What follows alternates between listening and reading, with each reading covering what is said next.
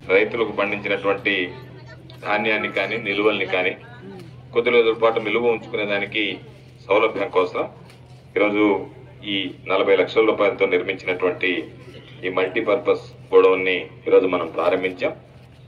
ఈరోజు గ్రామాలకు సంబంధించి సచివాలయాలు, రైతు భరోసా కేంద్రాలు, వైఎస్ఆర్ హెల్త్ క్లినిక్లు ఏ విధంగా వస్తున్నాయో అదేవిధంగా ఈరోజు ఈ భవనాలు కూడా రైతులకు సంబంధించి రైతులు పండించినటువంటి ఉత్పత్తులను నిల్వ ఉంచుకునే దానికి ఈ కార్యక్రమాన్ని ఈరోజు మనం పూర్తి చేసి దానిని ఈ ప్రాంత రైతుల కోసం ఇవ్వడం జరిగింది.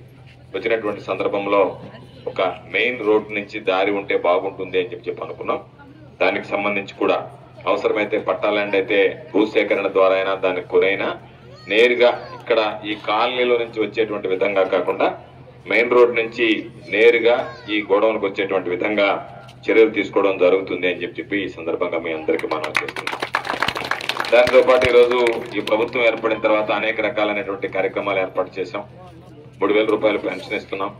ఇచ్చేటువంటి 3,000 రూపాయల పెన్షన్ కూడా ప్రతి నెల 1వ తేదీ కల్లా టంచన్ గా తలుపు తట్టి ఈరోజు ఇంటికి పంపించేటువంటి ఏర్పాటు చేస్తున్నాం.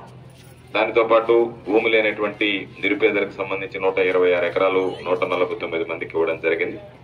ఇళ్ల స్థలాలు 143 మందికి ఇచ్చారు.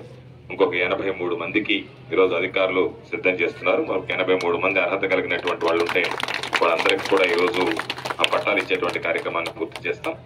దాంతో పాటు నాన్ ఫిషర్మ్యాన్ ప్యాకేజ్ ఏదైతే ఉందో ఈ గ్రామానికి సంబంధించి 1169 కుటుంబాలకి అనేక సంవత్సరాలుగా అనేక మంది ఊరించి ఇస్తామో అని చెప్పింది తప్ప ఇచ్చినటువంటి పరిస్థితి లేదు. ఈరోజు వైఎస్ఆర్ కాంగ్రెస్ పార్టీ ప్రభుత్వంలో నాన్ ఫిషర్మ్యాన్ ప్యాకేజ్ ఇచ్చాం. సంక్షేమ కార్యక్రమాలు అన్ని అమలవుతున్నాయి.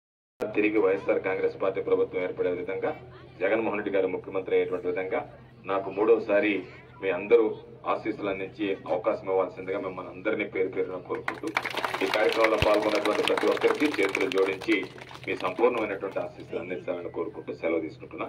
జై హింద్.